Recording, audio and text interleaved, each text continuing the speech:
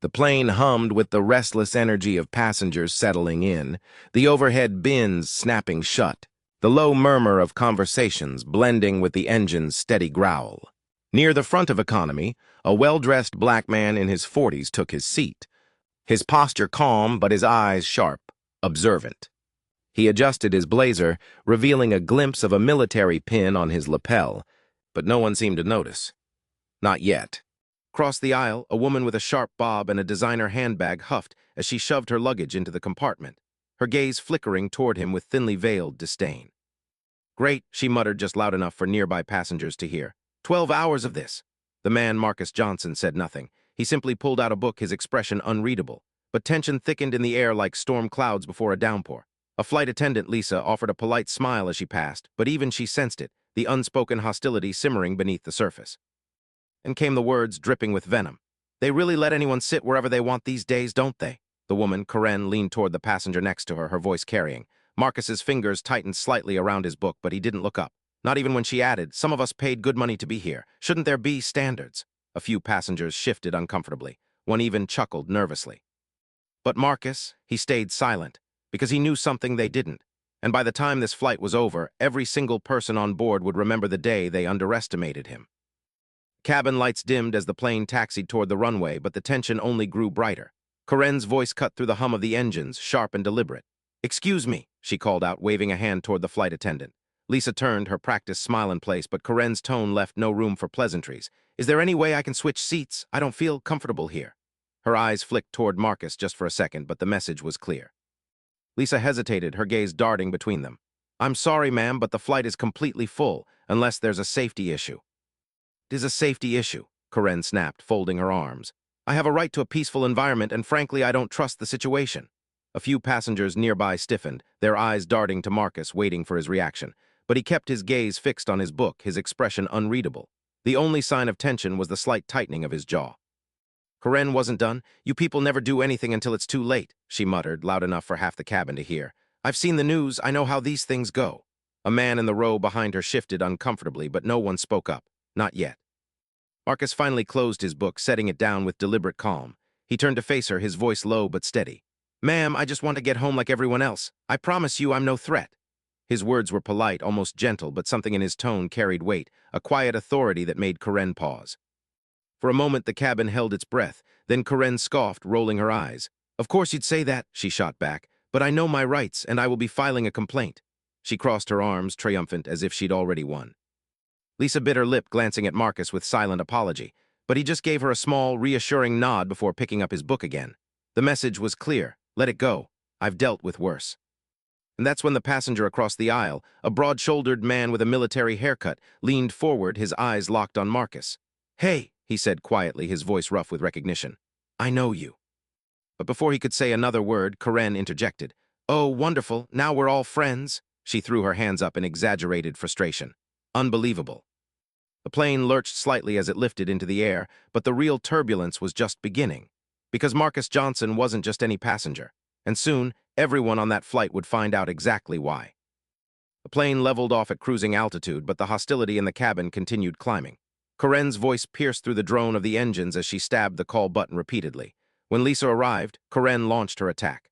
"I demand to speak to the chief flight attendant immediately. This is unacceptable." Her shrill tone turned heads throughout the cabin.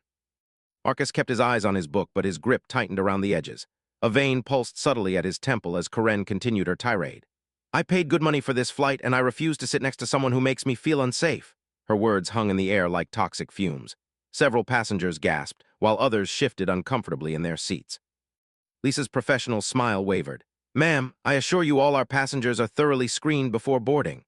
She glanced at Marcus, her eyes pleading for patience. He gave an almost imperceptible nod, his military training keeping his composure rock solid despite the provocation.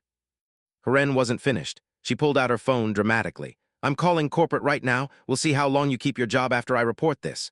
Her fingers hovered over the screen, waiting for the reaction she expected, fear, submission. Instead, Marcus finally closed his book with deliberate calm. The cabin fell eerily silent as he turned to face Karen. When he spoke, his deep voice carried the quiet authority of someone accustomed to command. "Ma'am, I served 15 years protecting this country's freedoms. That includes your freedom to be rude." A murmur rippled through nearby passengers. but I'd appreciate if you'd stop disturbing everyone else's flight. Corinne's face flushed crimson. How dare you speak to me that way? She turned to the surrounding passengers for support. Are you all just going to sit there while he threatens me?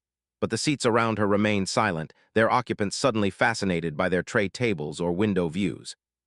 A businessman across the aisle cleared his throat. Actually, ma'am, you're the one causing a scene. His voice shook slightly, but his words were clear. Corinne's mouth fell open in outrage. Just as she drew breath for another outburst, the veteran in 12B stood up abruptly.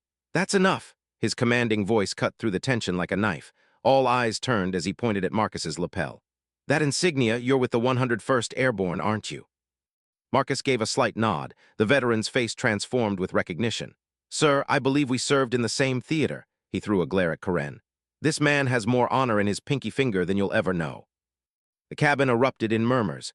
Corinne's confidence faltered for the first time as she scanned the suddenly hostile faces around her.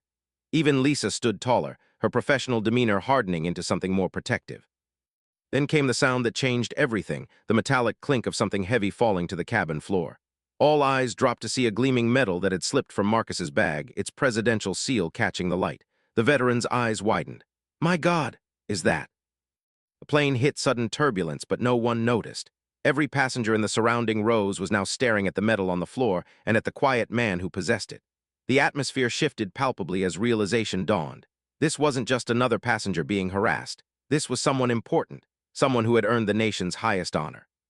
And Corinne, for the first time since takeoff, she had nothing to say. The medal lay on the cabin floor, its gold finish glinting under the harsh plane lights like a silent accusation. For 3 heartbeats, no one moved. Then the veteran, David, bent down slowly, handling the medal with the reverence of someone who understood its weight. When he stood, his hands trembled slightly as he held it out to Marcus. Presidential Medal of Freedom, David announced, his voice cracking. The words rippled through the cabin like an electric current. A woman gasped. A teenager's phone clattered onto his tray table. Even the flight attendants near the galley froze mid-step. Corinne's mouth opened, then shut. Her fingers dug into her armrests. That could be fake, she blurted, but her voice had lost its edge. David ignored her. His eyes never left Marcus's face. Sir, he said louder now, I was at the ceremony when they gave you this. You took out an entire enemy position alone, saved 24 men. His throat worked as he swallowed. Including my brother. Marcus accepted the medal with a quiet nod, but the damage, or rather, the truth was already out. Passengers craned their necks to see. A flight attendant near the back whispered urgently into her headset. And Corinne? She shrank back into her seat, her earlier bravado crumbling like ash. Then came the voice over the PA system, deep, authoritative. Ladies and gentlemen, this is Captain Reynolds. We're experiencing a slight situation up here. Please remain seated while First Officer Martinez takes the controls. The intercom clicked off. Murmurs erupted. A child asked, Mommy, why is the pilot coming out? It didn't have to wait long. The cockpit door banged open and Captain Reynolds strode down the aisle tall, broad-shouldered, his uniform crisp. He stopped at Marcus's row. For a long moment, the 2 men locked eyes. Then the captain did something no one expected. He snapped to attention and saluted. Colonel Johnson, he said, loud enough for the entire cabin to hear. I didn't realize you were on board. A collective inhale. Marcus returned the salute with a tired smile. At ease, Captain, just trying to get home. The captain's gaze swept to Corinne, then to the medal still in Marcus's hand. His expression darkened. I've been briefed on the disturbance. He turned to Lisa. Please escort this woman, he nodded at Corinne, to the rear galley. We'll discuss her behavior with corporate upon landing. Corinne's face went sheet white. You can't, I didn't. Ma'am, the captain cut in, his voice glacial. You harassed a Medal of Freedom recipient on my aircraft. You're lucky he's the forgiving type. He gestured sharply to Lisa. Now. As Lisa guided a sputtering Corinne away, the cabin erupted in scattered applause. A flight attendant rushed forward with a glass of champagne, first-class quality, and pressed it into Marcus's hand. On behalf of the crew, sir, our apologies. Marcus accepted it but didn't drink. Instead, he stood facing the passengers now gawking at him. Thank you, he said simply, but I don't need special treatment, just remember this moment, that's all. Then he sat back down, picked up his book, and as if nothing had happened, resumed reading. But something had happened, and no one on that flight would ever forget it. A hush fell over the cabin as Corinne was led away, her heels clicking unevenly against the aisle floor. The remaining passengers sat frozen, their eyes darting between Marcus and Captain Reynolds, unsure whether to clap, apologize, or simply stare in awe. The captain cleared his throat, his voice carrying through the silent plane. Ladies and gentlemen, he began, I apologize for this disruption, but let me be clear, discrimination of any kind will not be tolerated on this airline. His gaze swept across the rows of seats, lingering on the faces of those who had stayed silent earlier. "We have among us a man who has sacrificed more for this country than most of us can imagine. The least we can offer him, the least we owe him, is basic human decency." A few passengers nodded, their expressions shifting from shock to shame. An elderly woman near the front wiped her eyes discreetly. The businessman who had spoken up earlier leaned forward. "Captain," he said, "if there's anything we can do." Captain Reynolds held up a hand. "Colonel Johnson has declined a seat upgrade." He glanced at Marcus, who remained still, his posture relaxed but his eyes watchful. "But I think we can all agree that he shouldn't be the one made uncomfortable." Murmur of agreement rippled through the cabin. Then from the back a voice piped up. "Move her to the last row." A few nervous laughs followed, but the sentiment was clear. The energy had shifted entirely. Corinne, now sequestered near the galley, crossed her arms and glared at the floor, her earlier bravado replaced with simmering resentment.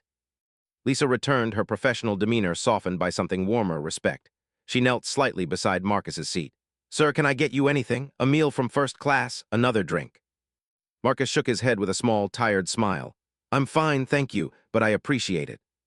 Lisa hesitated, then lowered her voice. "For what it's worth, my brother served under you in Afghanistan. He told me stories. I wish I'd recognized you sooner." Marcus's expression flickered, something unreadable passing behind his eyes. "You did just fine," he said quietly. "You kept your cool, that's all anyone can ask." Across the aisle, David, the veteran, leaned over. "Colonel, I know you don't want to fuss, but people should know what you did, what men like you do." His voice cracked. "You saved my brother's life, let me at least shake your hand." Marcus hesitated, then reached out. The two men clasped hands, a silent understanding passing between them. A few passengers snapped photos. Others just watched, their earlier discomfort replaced with something like reverence. Then from the back of the plane, a child's voice rang out. "Mommy, is that man a superhero?" The cabin burst into laughter, the tension dissolving like smoke. Even Marcus chuckled, shaking his head. Captain Reynolds grinned. "Something like that, kid." As the plane hummed steadily through the sky, the atmosphere transformed.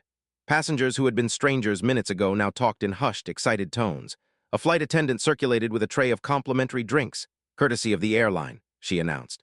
Someone started a round of applause, cut short when Marcus held up a hand, clearly uncomfortable with the attention. But the damage, or rather the awakening, was done. Corinne sat isolated in the back, ignored by crew and passengers alike, while Marcus, despite his protests, had become the quiet center of the cabin's attention. And then, just when it seemed the drama was over, the plane's intercom crackled again. "Colonel Johnson," Captain Reynolds said, his voice formal, "when we land, there's a small group who'd like to meet you, if you're willing." Marcus sighed, rubbing his temple. "Let me guess, press." The captain's smile was audible, and a few Marines who heard the story over the radio. "They're very excited." Marcus groaned, but there was no real annoyance in it. "Fine, but no speeches." The cabin erupted in cheers. And Corinne? She slumped lower in her seat, realizing too late that she hadn't just insulted a random passenger. She insulted a legend.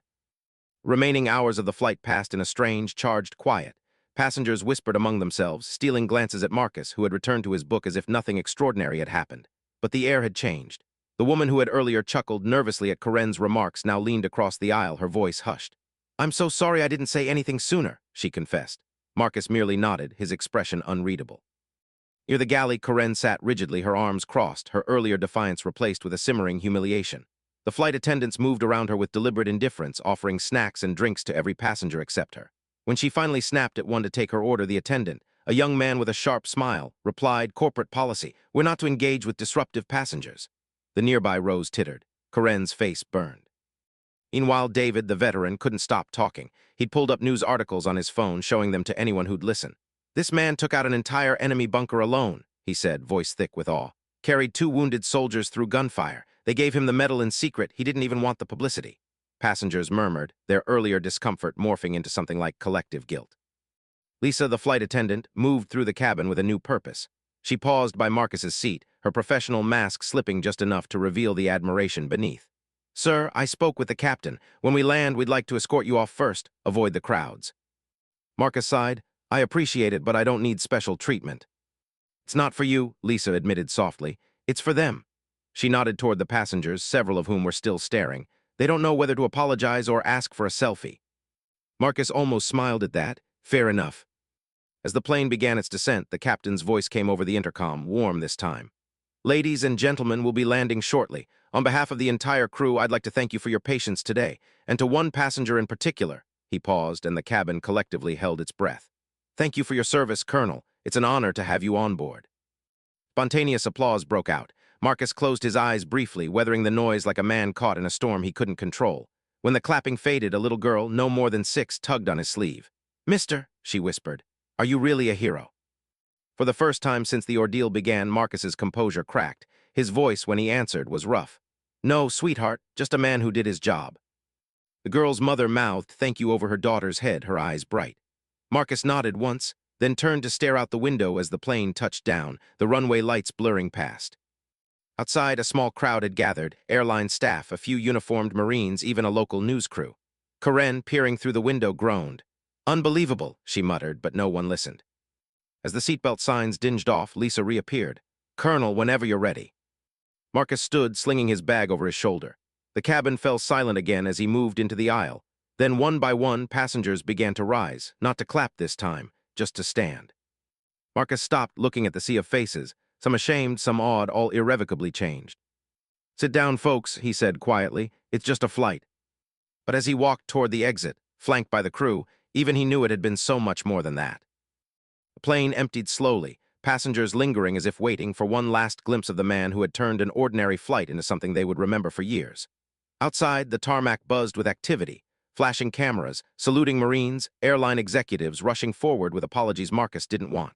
He shook hands, nodded politely, but his eyes kept searching for an exit. Karen was the last to disembark, her carry-on clutched tight as she hurried past the crowd, head down. No one stopped her. No one even noticed. Inside the terminal, Marcus finally broke free from the well-wishers, slipping into a quiet corner near the baggage claim. For the first time since the metal had clattered to the floor, he was alone. He exhaled, rolling his shoulders as if shedding an invisible weight. Then a voice spoke behind him. "You could have had her arrested, you know." David stood there holding 2 coffees. He offered one. "Figured you could use this after playing hero for 3 hours straight." Marcus accepted the cup with a tired chuckle. Not a hero, just tired of the same old song.